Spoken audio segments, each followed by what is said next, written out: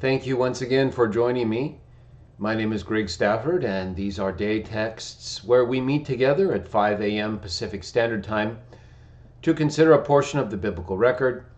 We work our way through various books and letters of the biblical documents, as well as certain other historical and related information, so that we can better understand the things that happened before us and also work with each other more constructively, the way that we see others in the past, whether it was Jewish or Christian persons in the biblical records who, while trying to serve Jah and live amongst people who did not, worked together however they could in order to preserve their beliefs and their teachings and pass them on to others.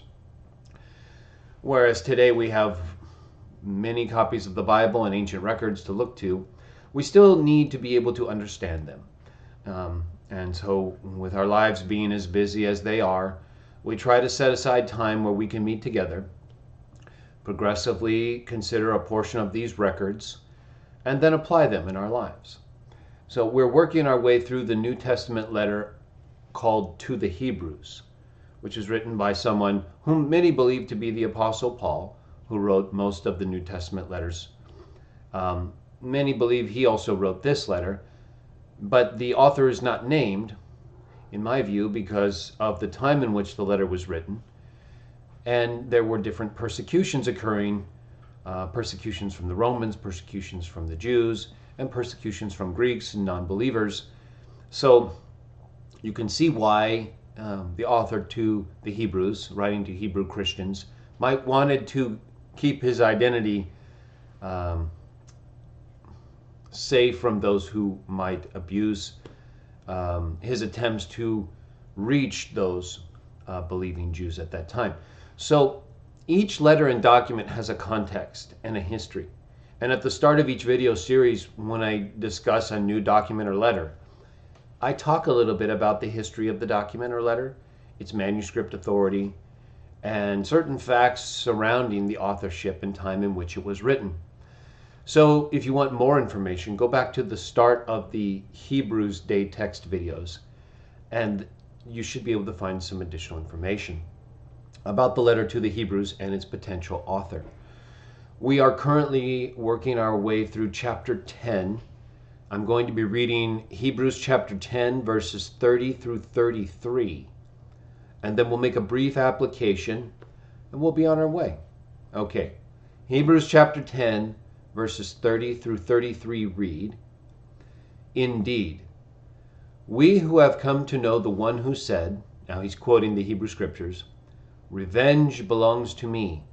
I will give the consequences." He's quoting Jah's words recorded in Deuteronomy 32:35.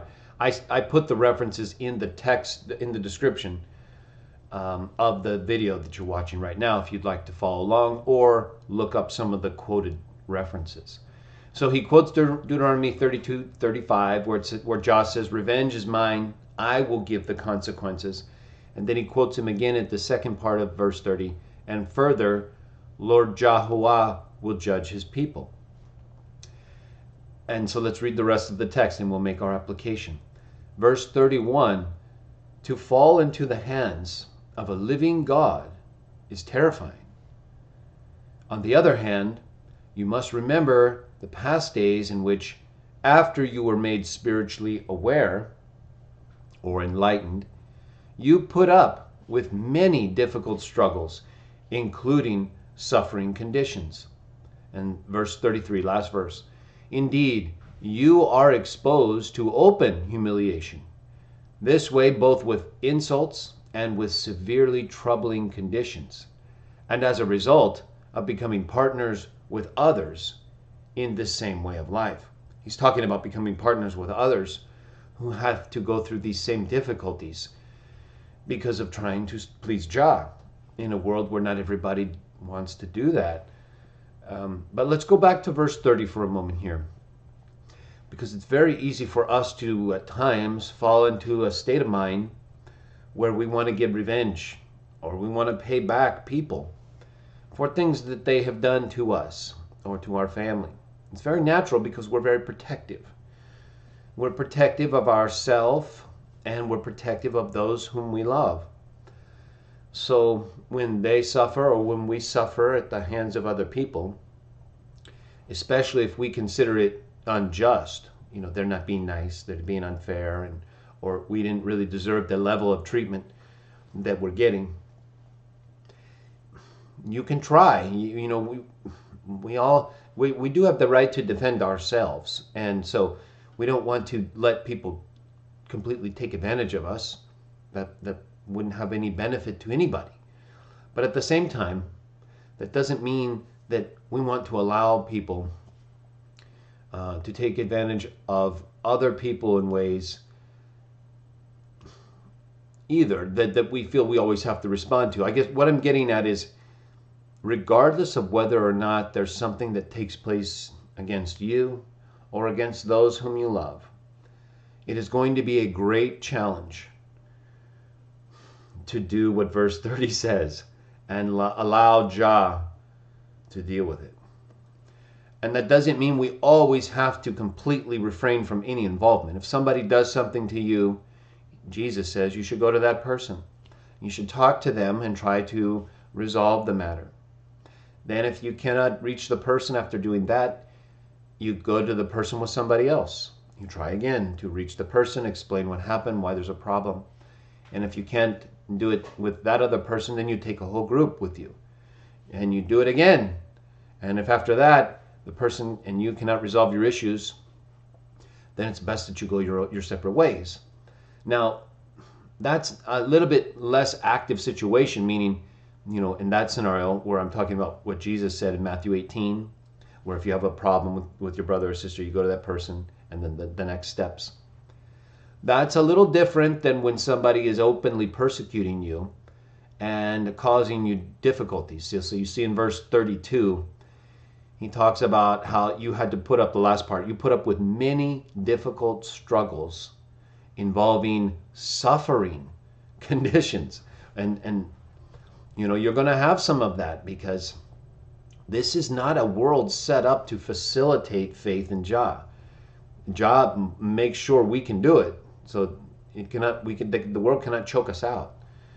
But it does not make it easy for us to breathe either, because it is saturated with things that are difficult to do and to also focus on Jah.